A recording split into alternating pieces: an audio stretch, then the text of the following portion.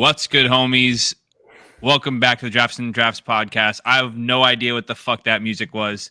They pulled the old bait and switch on us and changed our intro music without telling us. Anyways, I'm Joe, aka Sultan. This is Dave. He's back, aka Disaster. I haven't recorded in a month. We haven't recorded together maybe once this whole year. So yeah, it's Monday, March 10th, and it's the first day of the 2025 NFL season. And most importantly, it is our 1 year anniversary of the show, kind of. I actually don't know the exact date we launched, but I know that our first episode was on the first day of free agency in 2024 when Kirk Cousins signed with the Falcons and Derrick Henry signed with the Ravens, and we had so much to talk about. And today we're going to be taking you guys through off the cuff some of the trades that have happened around the league, some of the signings that have happened, some players on new teams, and even some of the re-signings, players returning to their old ball clubs. Talk about what those fantasy impacts are, and just kind of, a preview in the 2025 season, and maybe start getting an idea of, how player values might have shifted, some strategies that might ensue. I don't know. I actually have no idea what we're going to talk about. So I'm not going to try to give you guys any sort of insight as to what we're going to say. But before we get to a draft review, Dave, what's going on? What have you been up to? Man, I don't know. Just enjoyed the time off from fantasy. That was kind of nice. Yeah. Well, about to have an owners meeting. Wait, isn't the owners meeting tonight? No, it's tomorrow night. No, it's Thursday. It's tomorrow. You sure? Yep, it's my calendar. Oh shit! Okay, good thing you said that. I would have totally forgot. I thought it was Thursday. Sick. If you're not going to be there, then no one's. If you think it's Thursday, then everyone probably thinks it's Thursday. Mine was on a Thursday, so I was all fucking.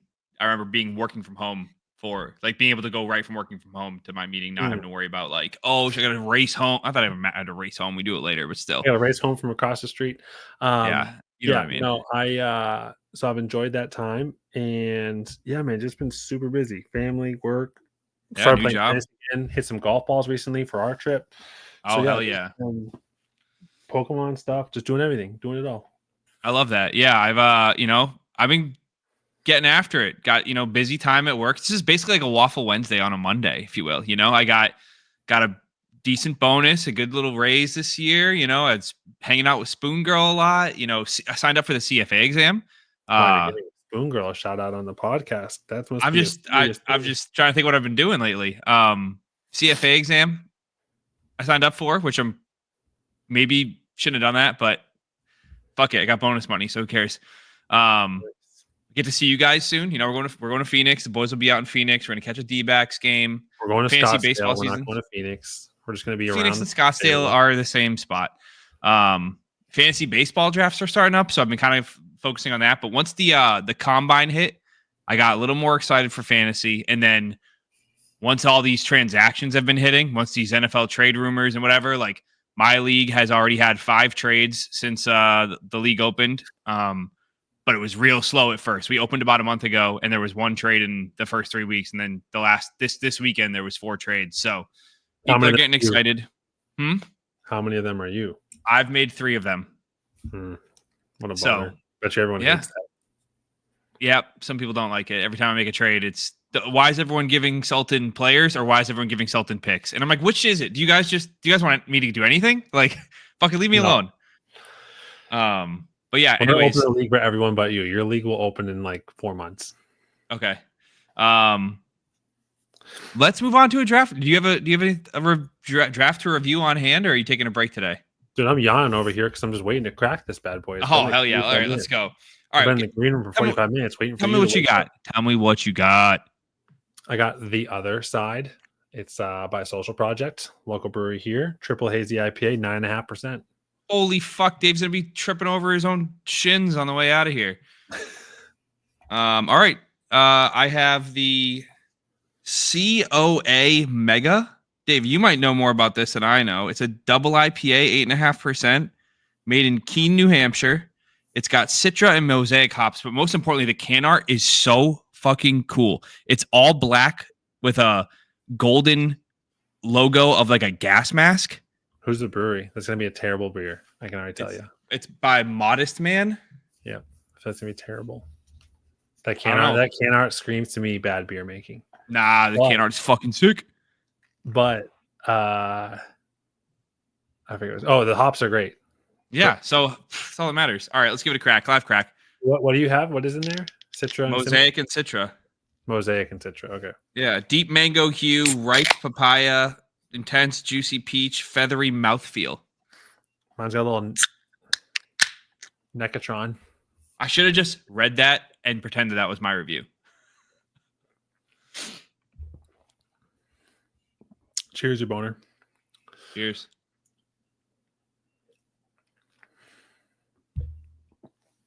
All right, what do you got? Give me your review. Mine's pretty good. It's one of the better brews they've made. So I'm gonna give it a 4.5. Very solid. I don't like that it's a 9.5, but for a 9.5, it's pretty smooth and juicy.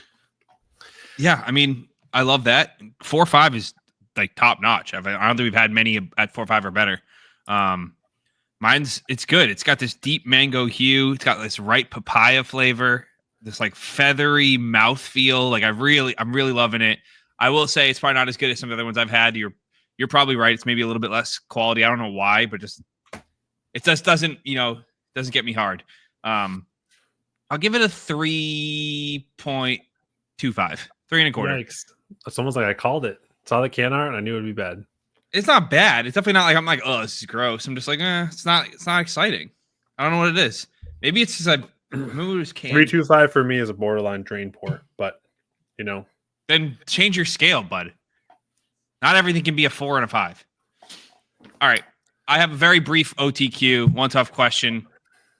What do you think of the Patriots offseason so far? And what's one move you want to see them do?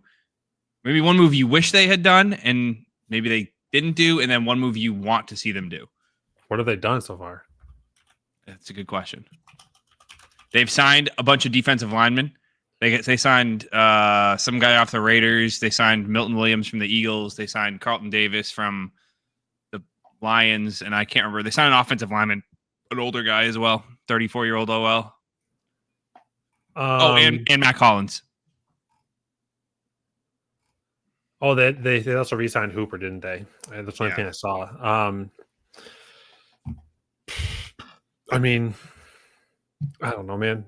They haven't done anything stupid yet, but they also haven't done anything to how I see it. But yeah, curious to see how if they actually go get a wide receiver or not.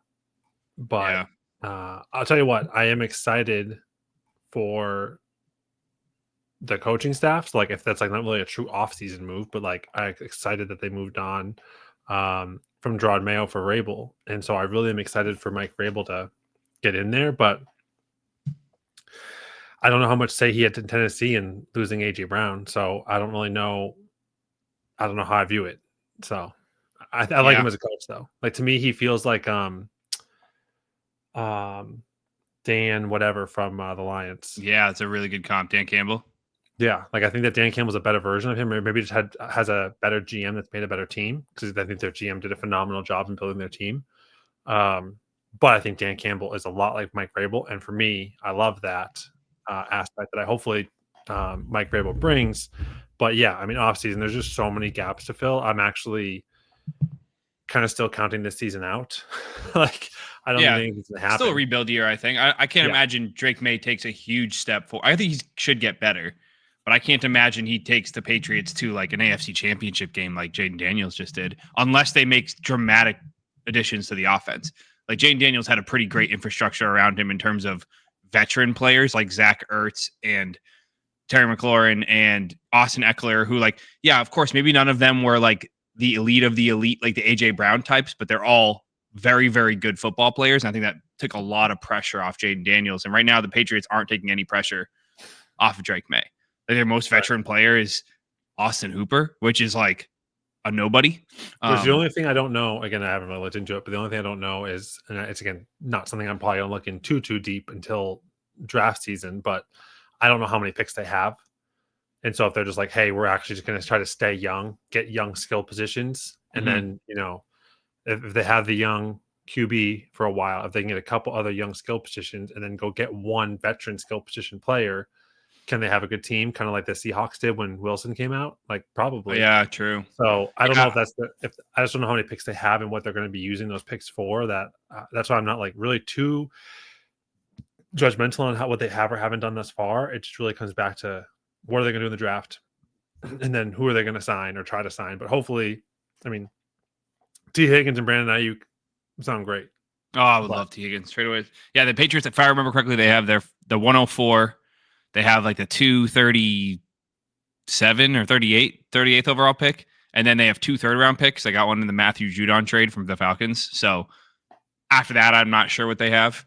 Would love to see, like you said, would love to see them make some. I don't want an old player just for the sake of like, I don't think they go get like an Amari Cooper type just for the sake of it. Like, or he might even be a bad example, but I don't want Tyler Lockett just for the sake of saying we added a veteran presence. Like Lockett is dust. I want go get a guy like you just said, like Amari Cooper actually I'd be okay with because he's an outside X, or like AJ Brown or T. Higgins or Brandon Ayuk, all those guys you just mentioned. If any of those are possible, would love that.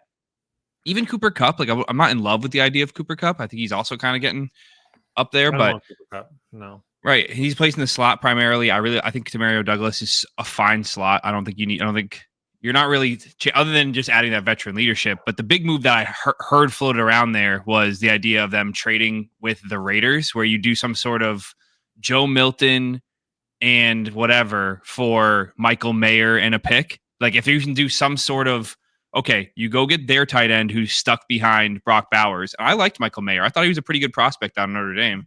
And then he's never going to be able to do much in LA.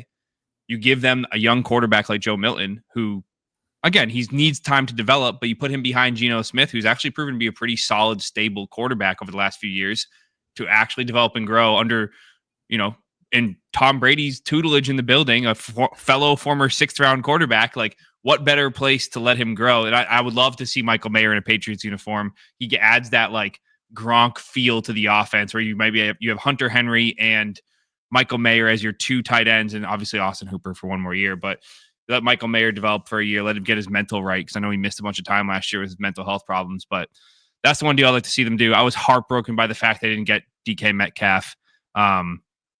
But see, my only qualm with that is like I also don't want them just to give up Joe Milton. Like I guess if they get extreme value back, great. But well, they signed Josh Dobbs today to what seems like a backup contract. So to me, it tells me they're mulling over multiple trade options for Joe Milton, whether that's for draft capital or for the exact type of trade I'm saying. Like maybe they send Joe Milton and a 6th to the Raiders for Michael Mayer and a 3rd, like or whatever that, or Joe Milton and a 7th for Michael Mayer and a 5th. Like I'm cool with that type of trade where you move up in the draft, you get a skill position that you can actually leverage with Drake May.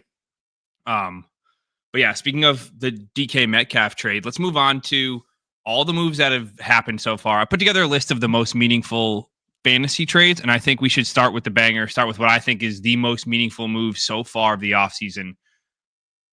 DK Metcalf got traded from the Seattle Seahawks to the Pittsburgh Steelers, and I think there are a ton of implications around this trade to both the Seahawks players and DK himself and Steelers players. So, Dave, first reaction, you saw he got traded. He saw he was requesting a trade to a warm weather team, preferably that as a contender that has a good stable quarterback. And he went to the quarterbackless Pittsburgh Steelers in a notoriously freezing cold outdoor weather stadium that has been a fringe 9-win team at best for the last 5 seasons. So they've been a 9-win team for the last 20 seasons. Let's call that what it is. That's true. You're right.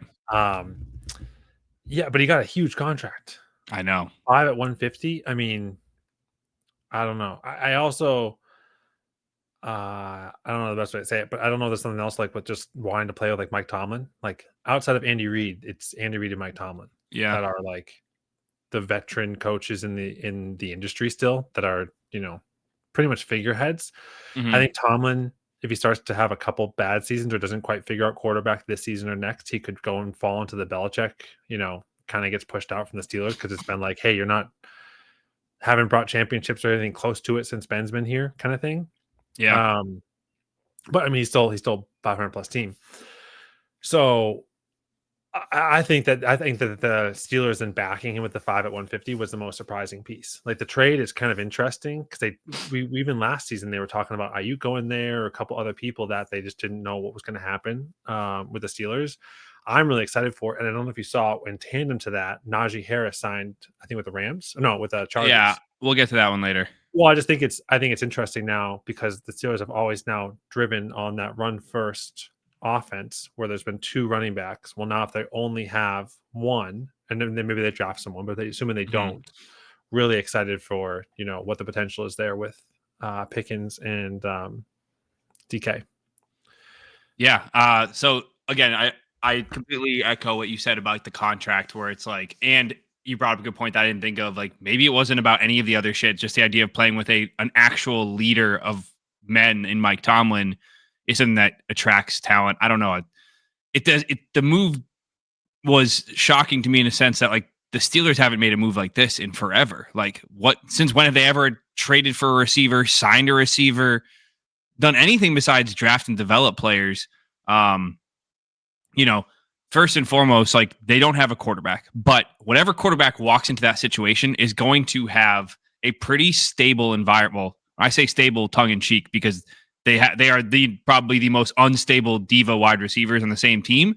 But in terms of talent between those two, Pickens and DK, being able to threaten every inch of the field because they're both burners, but they both can run intermediate routes. And then they have Pat Fryermuth's a stable guy. Jaylen Warren's a stable guy. Like they have options. Like any quarterback that comes in there is going to be a serviceable fantasy starter immediately, whether it's Russell Wilson, whether it's Aaron Rodgers, Kirk Cousins. Like I think all those guys are possibilities now at this point. Guys who can run offenses and that are going to do 3-step, 5-step, 7-step drops and throw. They're not going to be doing read options and all these other weird things that they were kind of doing last year when they had these two good running backs in Justin Fields.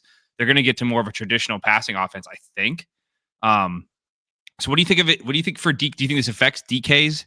I mean, does the quarterback matter at this point? It'd be really hard to really comment on what you think it does to DK until the quarterback's there, but like, well, if you know me, I already think DK's mid, so I think he got overpaid. But do you think DK is better than Pickens? No. Okay. Do you? I do think DK is better than Pickens, but not because I think DK is really good. I just think George Pickens is also like they're both above average. Neither of them are superstars in my opinion, and they do a lot of the same shit. So I would say that the thing that I think DK is better down the field, but I think Pickens has better hands and better like jump points. Oh yeah, Pickens is definitely. Pickens probably has some of the best hands in the league. Yeah, and so for me, I think that the reason I say that is if you have a really good quarterback that can diamond in there, then DK probably will outperform Pickens on touchdowns, yardage, maybe not total receptions, but probably those two.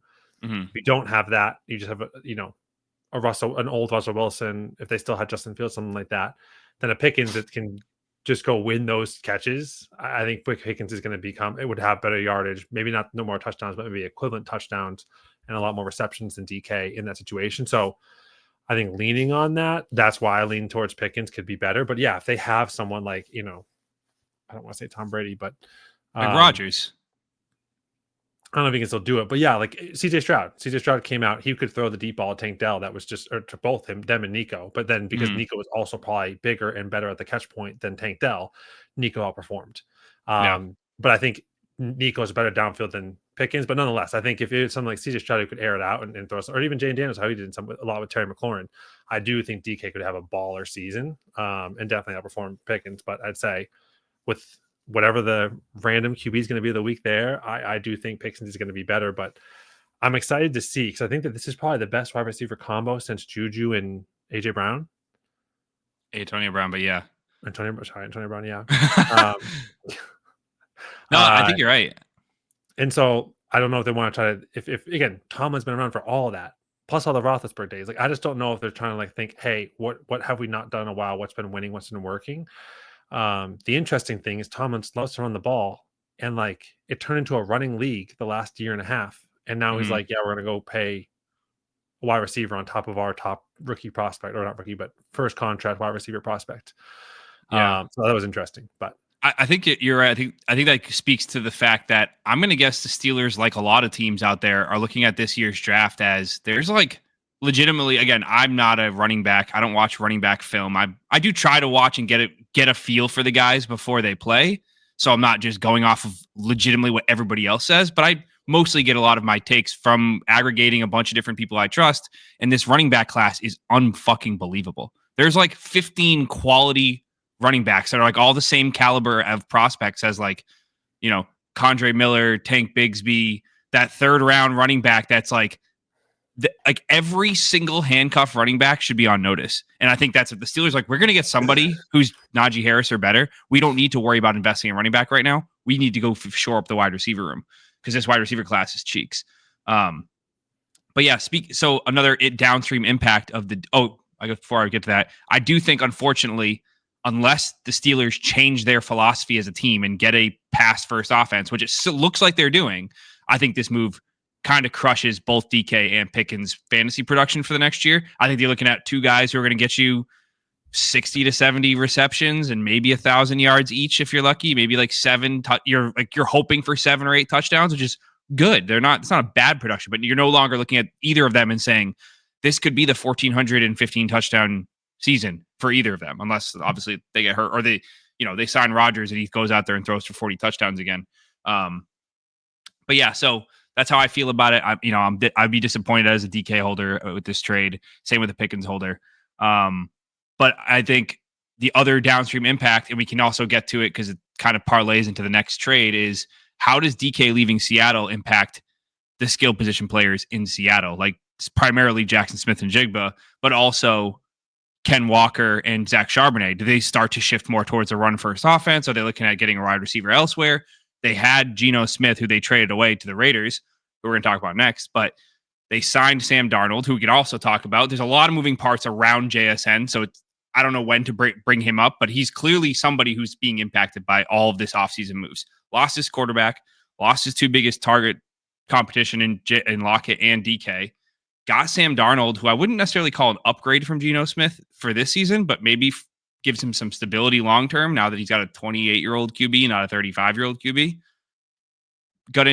Obviously, his target share should go up, but does not having DK there impact him adversely or negatively? I don't really know, what to really think right now. Personally, I'm curious how you've digested all of these moves so far. Oh, I think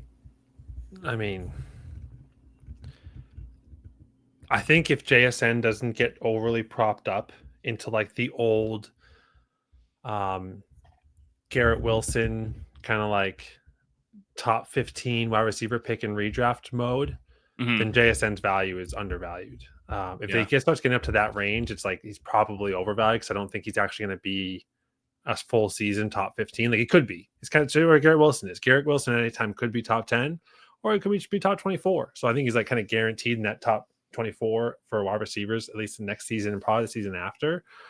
But yeah, I think you saw so much great stuff from JSN in the back half of last year that I'm jealous I didn't maybe make an offer on him because it left you look now where you're going to be sitting with him.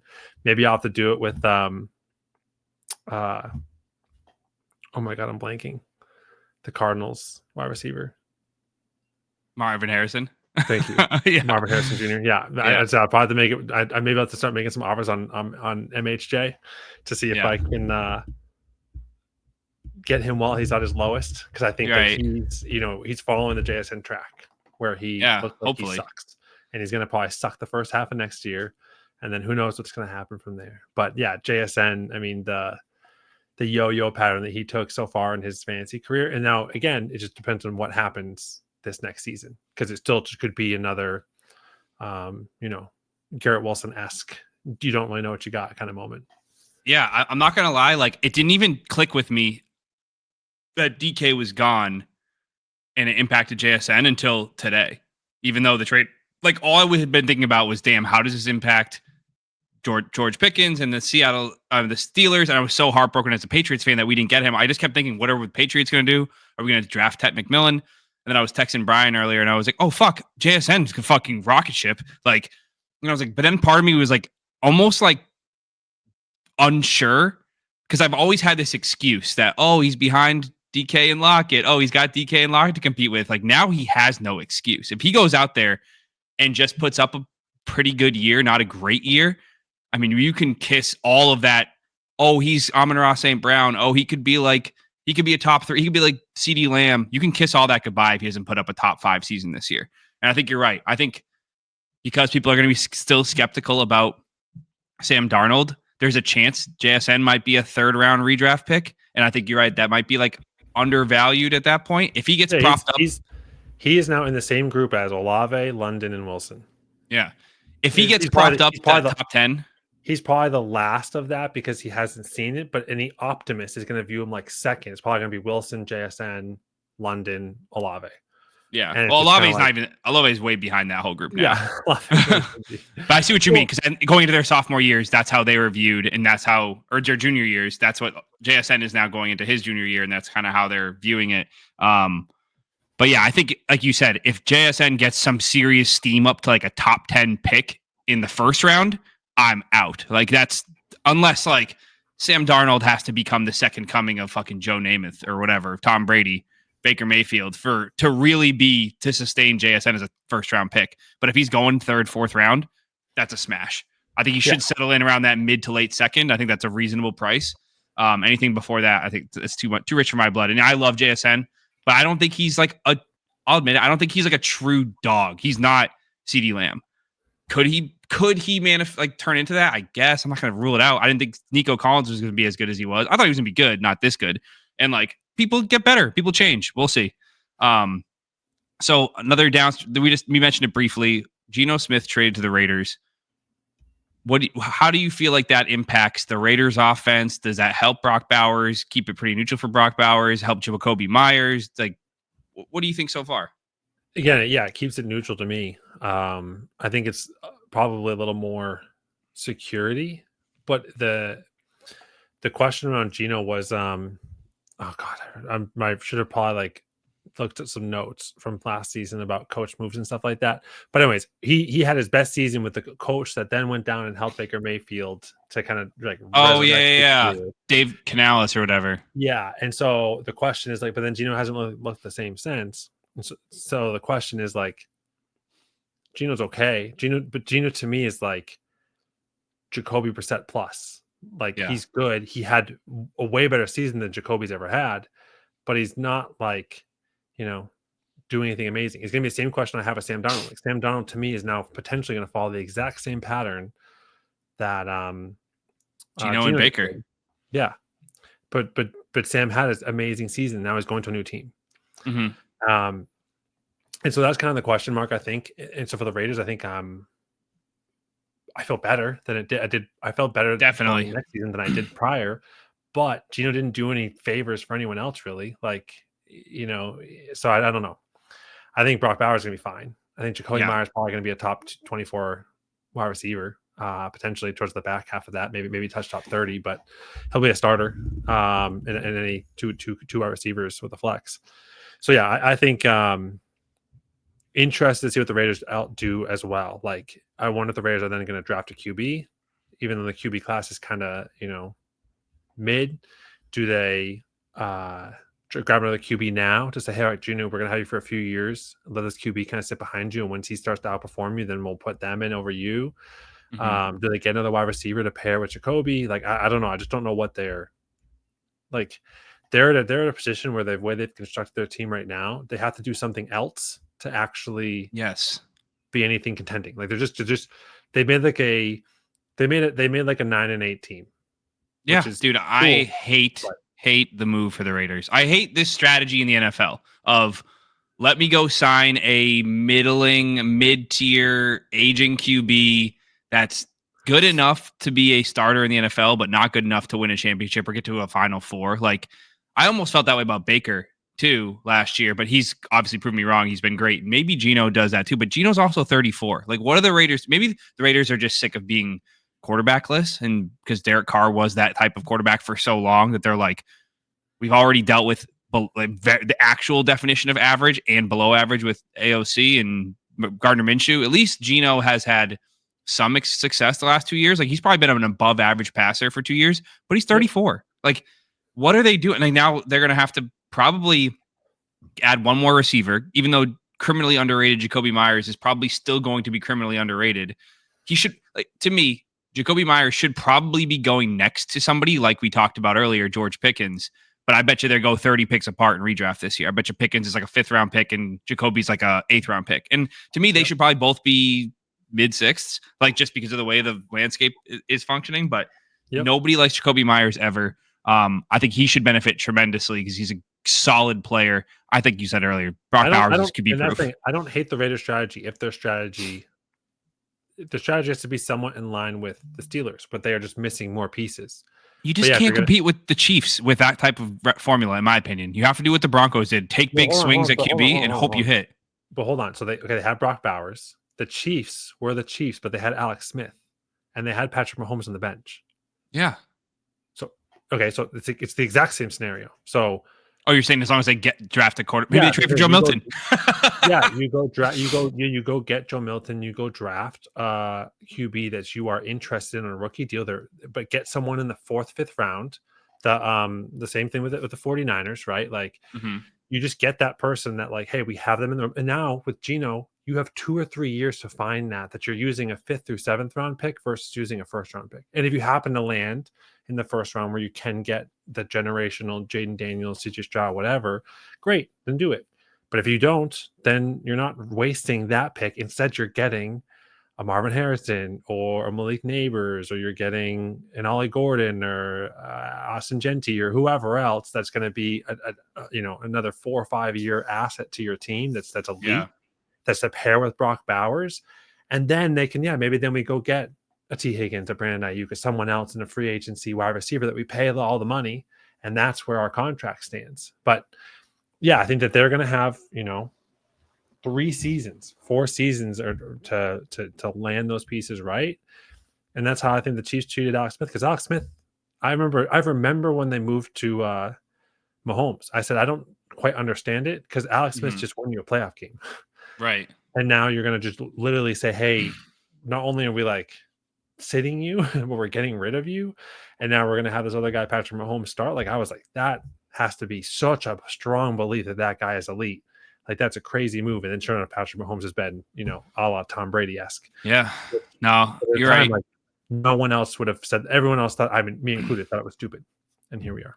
Yeah. No, I just think personally, if you want to compete with the likes of Mahomes and Herbert, you're not doing it with a guy like Geno Smith. You're doing it where you take a big swing on a guy like Bo Nix, and if you get it right, you are a contender with them. You get it wrong, oh well. You 2 years later, you try again. You get the 2026 early first or 2027 early first. You take another quarterback, and then you keep doing that cycle because you can't beat Mahomes with, I don't know, Russell Wilson. Like you're just never going to be able to do it. So, but I think you're right. If you can.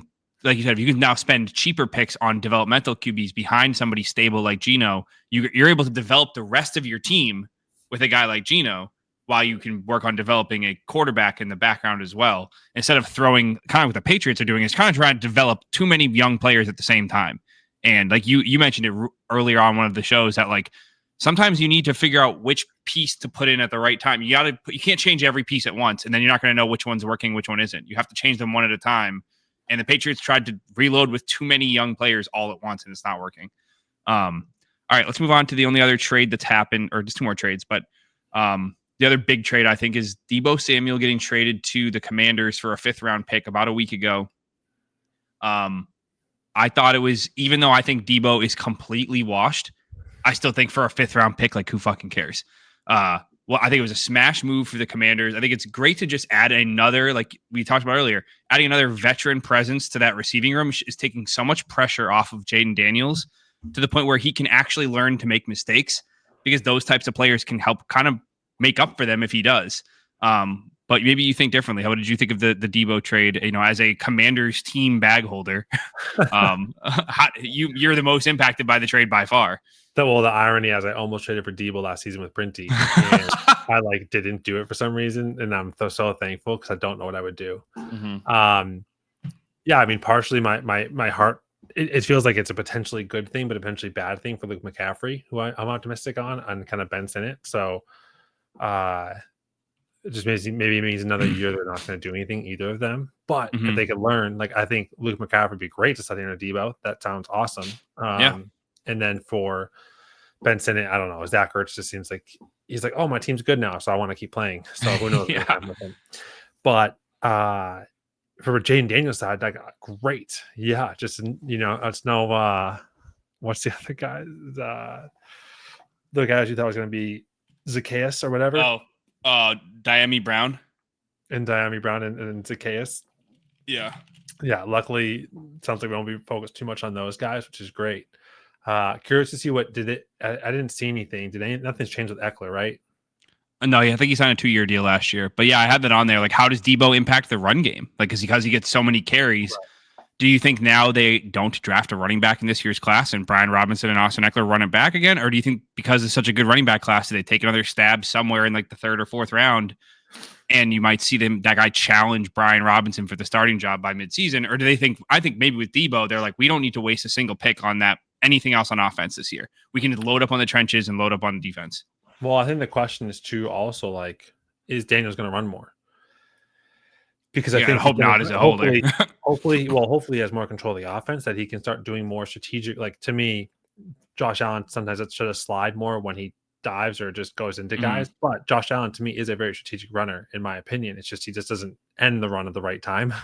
Yeah. I would love to see Jaden Daniels do more of that, where he is still pass first. He still wants to pass. He has these great weapons around him where Josh Allen doesn't. But he also is like, oh man, I can actually take off for 7 yards here and there and stay safe. So curious to see if he decides to start running more and feels more comfortable with that. But yeah, otherwise I'm stoked for Jaden Daniels to do more. I don't think it makes a lot of sense for the Commanders to go running back unless again it's a late round back that they're just kind of like, hey, we'll take a flyer on him. We liked him, saw some potential, and then he just kind of sits there and hangs out. Yeah. No, I don't think it really impacts Terry at all. I think they play different positions completely. I think he's more of like a opposite of a X receiver. I don't know. I wouldn't call him a slot, but I wouldn't call him a outside guy. I think Debo's kind of like the ultimate. When you talk about a guy who's a gadget player, like Debo is the S tier, the number one version of that. Like he can do everything. So I think he just adds an element to that offense of dynamicism. I don't know what the word is for that, but like now, they can do all bubble screens. They can do handoffs. They can do RPOs. They can do, he can run standard route tree. It just gives Daniels so much more flexibility. I think it's going to really help him, like I said earlier, just develop as a quarterback without having to worry about anybody else's development. He's got veteran players he's supporting. I think it's a really good recipe. I think the Commanders have done a pretty good job around him. Yeah, my biggest problem with Debo is he's just always injured. Yeah. Like his history is 15, 15, 13 games for the last 3 seasons. So he's average. He's always banged up. Yeah. Yeah. His play style kind of lends itself to that. He's got a lot of collisions. He's getting 3 to 7 carries a game on top of whatever reception. So he's getting hit a lot more than your regular receiver does. Yep. The only other trade I have here, very brief, we can touch on, and we'll get to some of the signings, is Christian Kirk got traded from the Jaguars intra-division to the Texans for a 7th-round pick. Kirk missed, I think, the whole season last year, or the last 10 games maybe, or something like that of last season.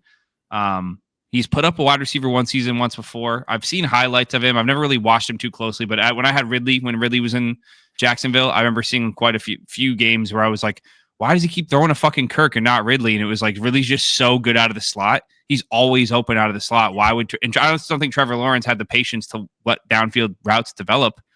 And Kirk's just criminally underrated as well. What do you think of the Kirk move to the Texans? How do you think it helps or hurts the wide receivers in Houston? How do you think it helped? What does it mean for Jacksonville? Yeah, I mean, I don't know. I don't think Kirk's that good. I think he's not bad, but I'm trying to think of a good comparison on top of my head. I don't really have one. Maybe you do. I can't think of anyone. Yeah, he has flashes where he's good, but just as a whole, he's just never. He's had one good season. Yeah, and so Hunter Renfrow. He's kind of no, he's like a bad version of Jacoby Myers. I don't know. Anyways, maybe it's not really a comp, just like kind of how people perceive him in value. Yeah. Oh, definitely perception wise, he'll never be worth more than a late second or an early third, no matter how good of a season or bad of a season he's having. That's what he's always be worth. And so I think I wonder if the move there is just I think if anything, it really reinforces to me the Texans are going to pass 40 times a year or 40 times a game. So I'm not like that pessimistic on it. I think Nico's going to be fine. I'll be curious to see how Tank Dell and Stephon Diggs do, because Diggs coming off his big injury, Dell kind of getting, well, Dell had another injury, but seeing how he does with coming back from another big injury, where Dell's going to land. So hopefully it's like a 1-year thing that's just kind of like, hey, they just wanted to make sure they had competent receivers around CJ Stroud. I think for them, what their perspective is, they're just like, hey, we're just going to continue to make sure that we have good assets for CJ Stroud on his rookie deal, knowing that that's going to come to a halt at some point and they're going to have to pay him and not pay other people.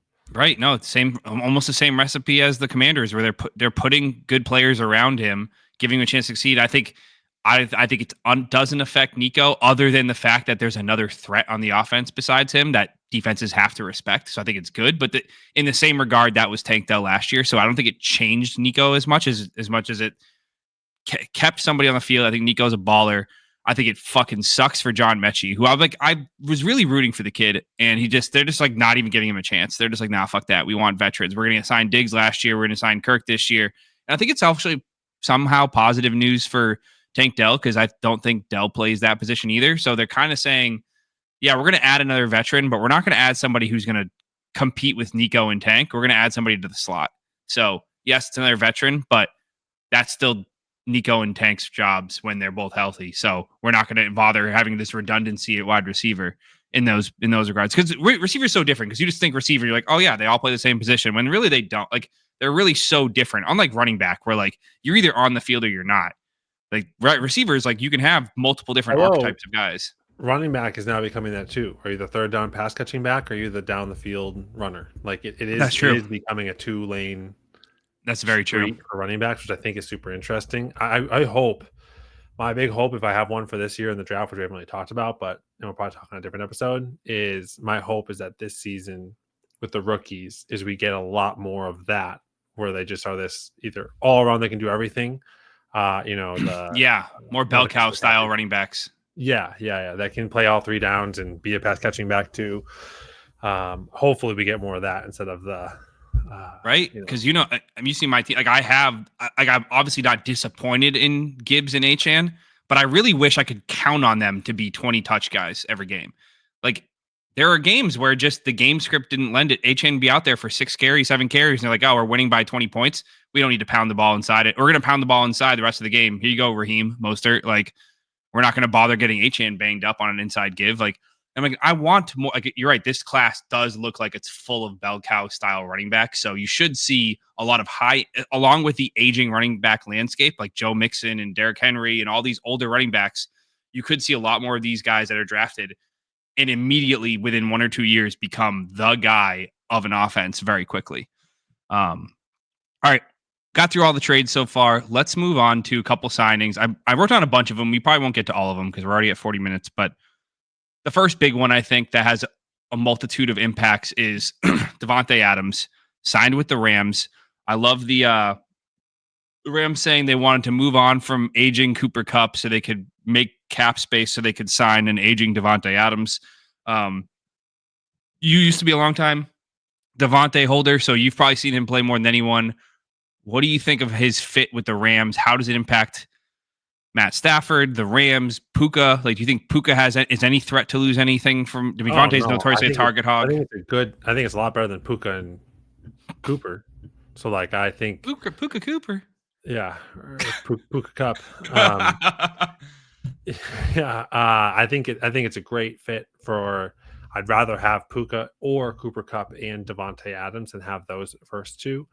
So yeah, I'm really excited for that aspect. But like, I just don't know if he has anymore. Like, I don't know what the Rams are doing. Like, and again, I think it's the same question I have is like, so many of these are so premature. It really is going to depend on what they're targeting in the draft. Like, I hope the Rams get another quarterback. I hope the Rams They don't necessarily need another receiver because Puka is so good when he's healthy. But they probably could get another wide receiver to build in there and learn from Devontae and just pay him. And then you have Stafford and him paid. Puka's still cheap. Like you get another cheap, good asset there too. So I'm excited to see and they still have their running backs are still cheap too there. So right, their defense is awesome. Yeah, they're structuring the team well for another season or two, and if they want people to like learn out of the tutelage, and then the new cheap people will become the quarterback and this other prime time asset they bring on. Great, but I don't know. I don't really know what the whole vision is there because again, like that team right now is not a championship team. Like they are literally the Detroit Lions light. Yeah. No, I think like you said it best. I don't think Puka is affected. Puka is an absolute animal. Other than I'm gonna guess Devontae is better around the end zone. Maybe this is because of Rodgers, so maybe not. Like I always wonder, like, was there this just crazy love for Devontae that Aaron Rodgers had, or was Devontae that much better than Garrett Wilson in the end zone? Like, is he that much better in jump ball situations? I don't know. I think he's just pretty good at the end zone. Right. So that's the only, I guess, worry I'd have is that because I think Devontae had something like 10 times as many targets in the end zone as Garrett Wilson had last year. And I'm like, I would wonder or fear that, okay, when they Rams finally do get it in close, does Stafford take a page out of Rodgers' notebook and throw the end zone fade to Devontae in the corner, knowing he comes down with that more often? And Puka, albeit a dog and a great route runner, certainly not the size freak that Devontae is, not a jump ball specialist in that regard. So obviously, this game in full PPR, it's less important to be a touchdown monster, but it's still important. And I think Devontae's proven that he can be that guy. You can't say that you're not worried a little bit about some of Puka's targets. Like Devontae is a target magnet. So I'm not saying worried in a sense that you would be trying to sell him, but I'm sure if you had the option to say, do I want Davante Adams there or not? I would say, no, I don't want Davante Adams on the same team as my wide receiver one. I'd rather have him. I'd rather have, Yeah, but look at this. Mac Hollins. Here's the stats too. Like Kupp last year only played 12 games. Kupp had 100 targets, 70 receptions, 700 yards, 6 touchdowns. Damn. That's what I think Devontae's going to do. Like, I don't think Devontae's going to do much more than that. Like, sure, he might have 9 touchdowns, but hopefully they're throwing just more touchdowns because they're just a slightly better team. Like, and they have other pieces that are adding to that. But like, that's if they're literally just replacing Kupp with Adams, like that's about what I expect Adams to get at his age, and just with also knowing that he has an older Matt Stafford, they have a good run game, and he has Puka Nacua that is just going to be, getting 15 targets a game or whatever. Yeah. No, all good points. How do you feel like it impacts Garrett Wilson? And kind of I guess we'll segue that into the fact that the Jets also signed Justin Fields today to a 2-year, $40 million contract. That is not backup quarterback money. That's almost that's Daniel Jones money. That's some serious, like, I guess it's kind of hard to separate it. You can't talk about one without the other. You can't just say Devontae leaving is good for Wilson and then say Justin Fields is not the worst possible outcome for Garrett Wilson as far as free agent quarterbacks go. How do you feel like this? What's the impact here? Do you think it's net negligible because of the QB move, or do you think it's still somehow positive for Wilson because now he'd go back to being a 180 target guy? Dude, I don't know. I genuinely don't. I don't know what they're going to do over there. Right? Are they going to even throw enough to get him that many targets with Justin Fields? Like, are they going to draft Jalen Milroe to kind of learn from Justin Fields? Is that the blind leading the blind? Who knows? I don't know. Now the fumbles that he has too. Like, I don't know. Yeesh. I'm not optimistic about it. I mean, it'll be an interesting measuring stick is to see how well Garrett Wilson does in his games with Justin Fields, comparing that to how well Pickens did in his game with Justin Fields. You want to measure who's better? Mm-hmm. You're not going to get a better measurement there to compare the two, because Pickens has the only real dog on his team, the option for Justin Fields, cold city, outdoor, and now you're going to do the same thing where there's no one else on the other side of Wilson, and it's him and Justin Fields, and what are they going to do, and who does it better? The only difference is that Fields will have another year under his belt, right? But, all I can think is DJ Moore had a pretty decent year with Justin Fields his last year in Chicago, but then last year in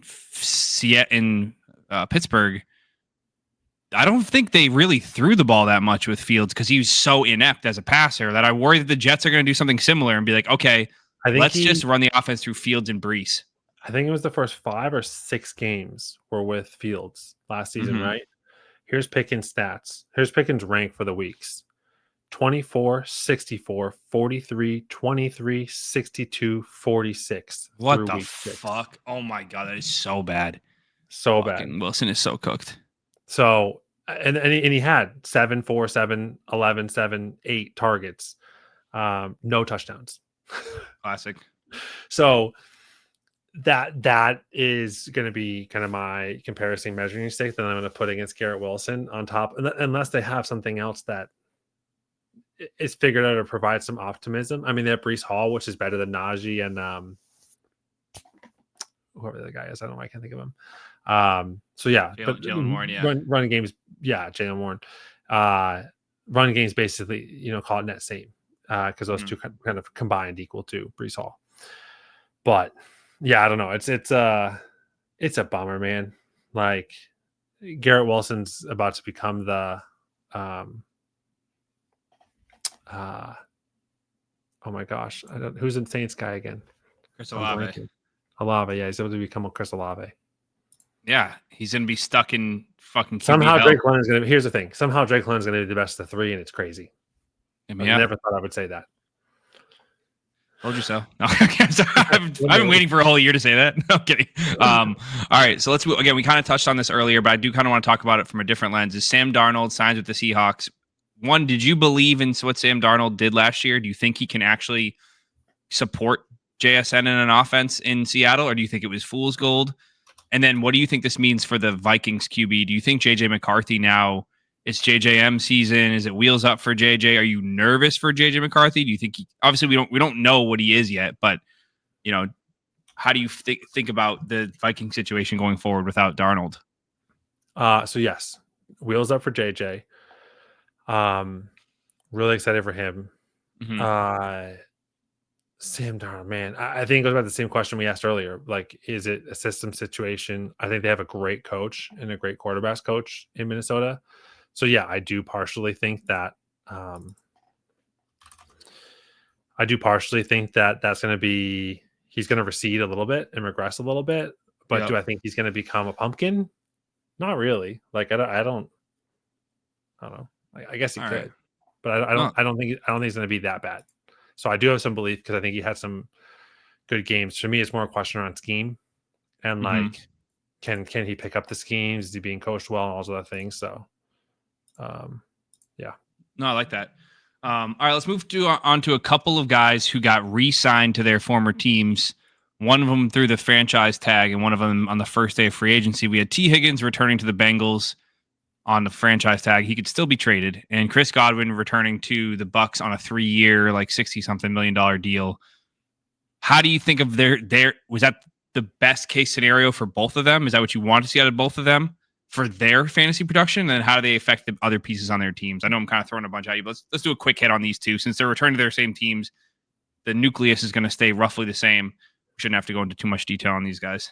Yeah, I mean, there's not a whole lot to say. Like, I kind of wish they moved, but yeah, I don't think I'm projecting anything necessarily to be drastically different. I think again, the draft's gonna. I would love to almost revisit today, or like maybe this first week, whatever else happens in this first week or so, post draft, like do a draft analysis, and then come back to also this conversation. Like, all right, how many of these were stupid decisions? Versus like, hey, that actually made a lot of sense. Like, wow, that person's playing 4D chess and we're playing checkers. Yeah. But right now, nothing crazy. I think for T. Higgins, his best case scenario was hitting the open market because I think he would have ended up as the wide receiver 1 somewhere, whether that was New England or Carolina or Las Vegas or one of these teams that needs an alpha would have overpaid him to be somewhere, and he would have gotten that 150 target season. I think Godwin is kind of tough for me to say because he plays the slot. He's older, coming off injury. I can't imagine Godwin going somewhere and becoming the alpha. I think his best case scenario as a player is as a strong number 2. And I think no better place to do that than with a gunslinger quarterback like Baker Mayfield and an offense that's Dave Canales isn't afraid to let Baker let it rip. I think that was his best for his fantasy production. Returning to the Bucs is probably the best outcome. As far as the downstream impacts. I don't think T. Higgins re-signing with the Bengals does anything to anyone. I think Jamar Chase is still going to eat. I think it probably boosts Burrow. Oh yeah, that's a good point. Burrow probably stays as an elite, but I think as far as other pass catchers, I don't think anyone else's situation really changed. I think Godwin returning to the Bucs is really a knife to the heart for Jalen McMillan stands, who thought that his 3-game stretch where he caught 7 touchdowns was some kind of sign that he was a superstar, when in reality his entire production was propped up on unsustainable efficiency. So I think Jalen McMillan got killed. I think Cade Otton, bag holders, kind of took a little dagger to the heart too, because I think we saw how Otton did when Godwin or Evans or both were out. He fucking ate for like 3 or 4 weeks straight. So those who thought he might be a serviceable starting tight end, I no longer, if Cade Otton was my number 1 tight end, I would no longer feel comfortable that I could compete with that. So those are my 2 impacts. And obviously it's great for Baker because Baker's going to sling it. So yeah, that's how I digest that. A couple of 1-year running back deals that also went down today. You mentioned one earlier is Najee Harris to the Chargers and Javonte Williams to the Cowboys. Rip Rico Dowdle. He's no longer worth a first, I don't think. I'm curious, which of those moves do you like better? Which of those running backs would you want first in redraft next year? Would you want either of them, if any, in Dynasty right now? Do you think either team solved their running back problem, or do you think they both are still potential landing spots for running backs in the draft? Because prior to these signings, there were plenty of mocks that had guys like Ashton Jeanty to the Cowboys in round 1, Omarion Hampton to the Chargers at the end of round 1, Caleb Johnson to the Chargers in round 2.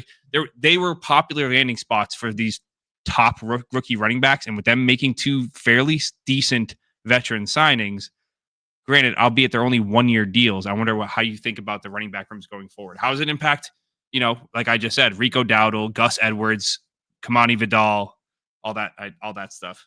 Yeah, I mean, crushes my Kamani Vidal. Unfortunately, J.K. Dobbins always gets hurt, so sure he'll probably get hurt, but Najee doesn't get hurt that much, it seems like, from what I can recall. And Dobbins is now a free agent, so yeah, true.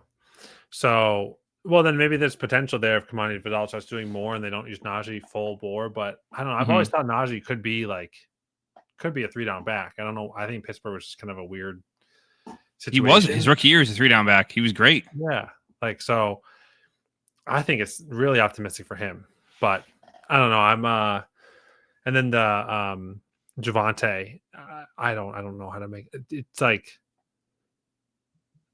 I don't know what Dallas is trying to do. Like, just have the most average running back room of all time. Yeah. It's now 2 seasons in a row. It's like, okay, sure, maybe you want to save some cap space last season, so you went cheaper, whatever.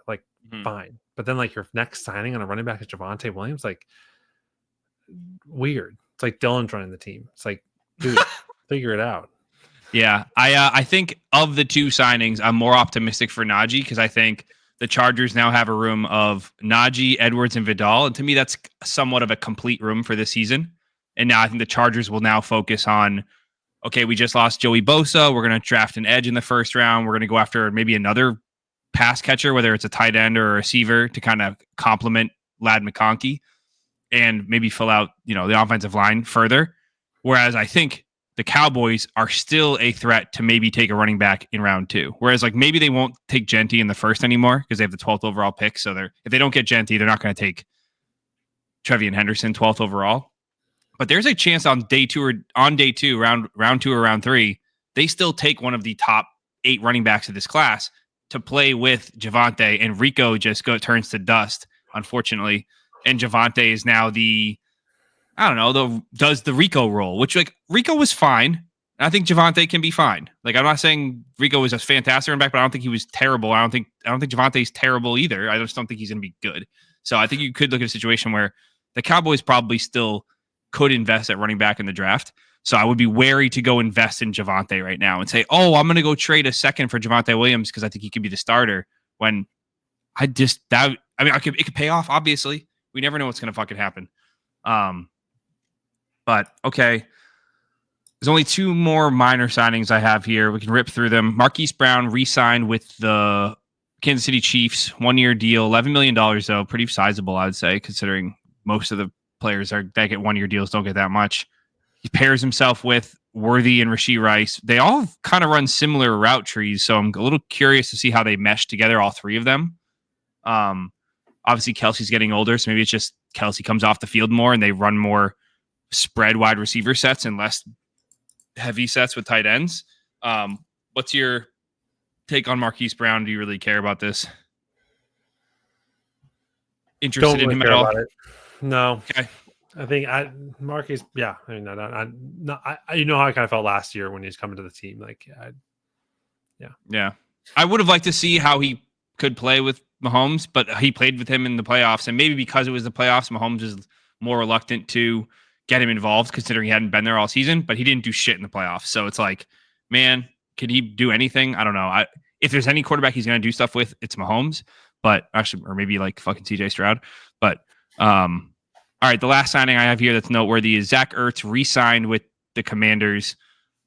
He had this awesome quote that he said. I think he had like some emotional quote that said he looks around the locker room and realizes like I'm 34 and Jaden Daniels is 23, and I wish I was in my early 20s again so I could play with him for the rest of my career.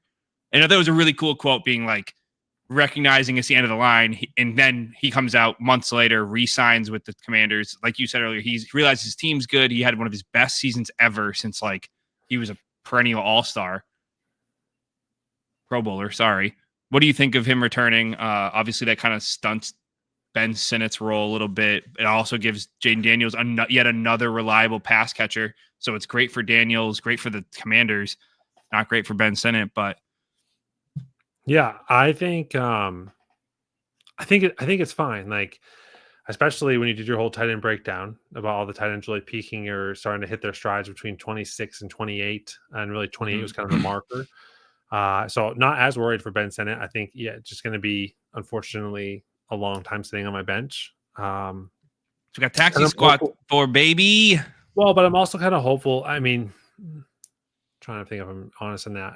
I wonder if it's also something, though, to be said about like making the rookie transition in the skill positions to that team, because it's also like Luke McCaffrey didn't do anything. Like, they barely put him on the field. They barely put Benson on the field. I wonder if they have a complex playbook that we don't know about, that it's also challenging for these rookie skill receivers to come in and do a whole lot. A la the Chiefs. And so I just don't know. I don't have an answer to it. I'm optimistic that something will happen for one of them coming into this season. But if not, hey, maybe I'll just go get Zach Ertz. Just really build that Commanders dynasty team that I've been really dreaming about, and we'll ride off into the sunset. Champions. I love that. Yeah. No, I think kind of it goes back to what we said earlier. I think building this nucleus of veterans, like I think you said it best about how it simplifies the number of new pieces in an offense, or not new, but young and unwise or not unseasoned players all at once. And it's taking some pressure off Daniels, where he has these three veteran, reliable NFL stars. And it also takes pressure off McCaffrey and Sinnott to go out there and perform right away. Like, we saw how Jalen Polk's got in his own head and struggled. He was notoriously a great hands player at Washington in college. And then he comes to the Patriots and he's dropping balls left and right. It's like, okay, there's something going on here beyond just his physical skill. Like, there's something going on with his mental, whether it's the playbook. Adjusting to the NFL is difficult. He's playing with a rookie quarterback who sometimes maybe puts the ball in the wrong spot, but we don't see that. We don't know that. It's like, there's too many new things, and it's like the Commanders are doing it right. So I like this. I like the re-signing. If you have Ertz, you have to be happy with him returning, because he became that reliable safety blanket for most of the season. Yeah, no, he wasn't putting up Brock Bowers and Trey McBride level pass catching numbers, but he was certainly commanding a modest target share that puts him as definitely a top 12 tight end, probably a top 10 tight end as far as who you'd want starting. But in Dynasty, I don't think I'm still not paying more than a third for him. Like, but would I pay a third if I needed a tight end in a pinch? Man, that would suck, but I think I would do it if it was like week 8, week 9, and I lost my tight end for the year. Like, fuck it. I need a tight end. Zach Ertz is as reliable as anyone to get me my 10 points. So, and we are going to tight end premium next year. So, oh, dude, I'm stoked. Make sure, we send out the notice to the league that we have a meeting tomorrow. Got to remind everybody in case they thought it was Thursday.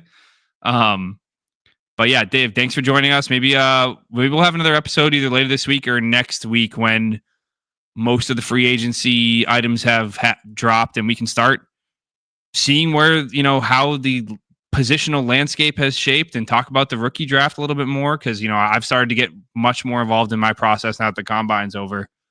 I'm sure you name dropped like 3 or 4 rookies in this show. So I know you've been finally paying attention, which I love. Not about finally paying attention. I know a couple names have been thrown out to me.